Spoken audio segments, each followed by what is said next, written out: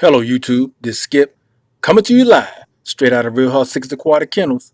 Now in this video we're going to discuss breeding same species but from different collection points. Now before we get started, I would like for you to direct your attention to the description area below this video where you will find links to purchase books and other Real Hard Cichlid merchandise. In addition, there's a link to my other YouTube channel titled The Ambassador of Aquatic Life, where we discuss aquatic and other hobby related topics. So don't forget to hit that subscribe button and notification bell.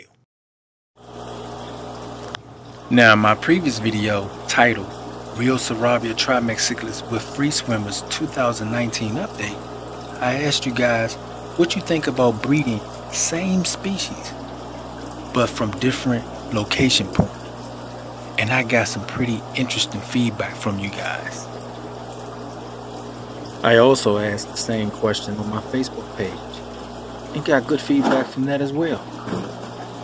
So let's get into the science of it. But first we're going to start with this term right here, intra-Pacific variation. This term is used in biology for describing transferring raw genes to genetic material of the same species, but creating different variations due to changing of environment. So we know when a species is moved to a new environment or changes occur within its own environment, it can alter their genetics, which is a form of genetic mutation, which is transferred to that species' offspring, creating a new variation. I'm just giving you the scientific terms for what happens to them in their natural environment. So let's step into the unnatural aquarium fish breeding environment. You see, I have been breeding same species, different variants, or collection points for decades. Take for example the Trimex cichlid. Right before you is young Elmo. He is a product of that very same breeding style or technique. So when it comes to this topic, I understand that I may be a little biased, and that's why I asked you guys the question. Elmo's daughter, Elmo Miss Feisty's. So I thank you guys for your comments, because it really gave me a greater understanding of the pros and cons to utilizing this technique.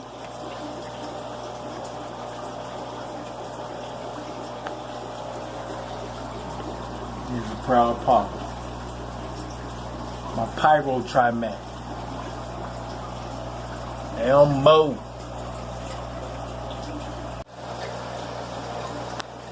So in closing, it is okay in my opinion to crossbreed same species but different variations.